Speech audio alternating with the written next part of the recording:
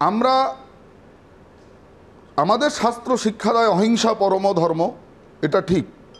তার পরের লাইনটাই হচ্ছে ধর্ম হিংসা তথৈবচ।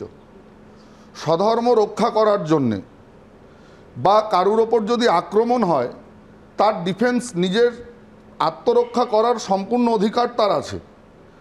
এইবার রামনবমী আজকে সমাজের উৎসব, আমি আবারও বলছি, হিন্দু সমাজ, তার ওপর যদি আক্রমণ হয় তার নিরাপত্তার দায়িত্ব নেওয়া উচিত ছিল সরকারের, প্রশাসনের।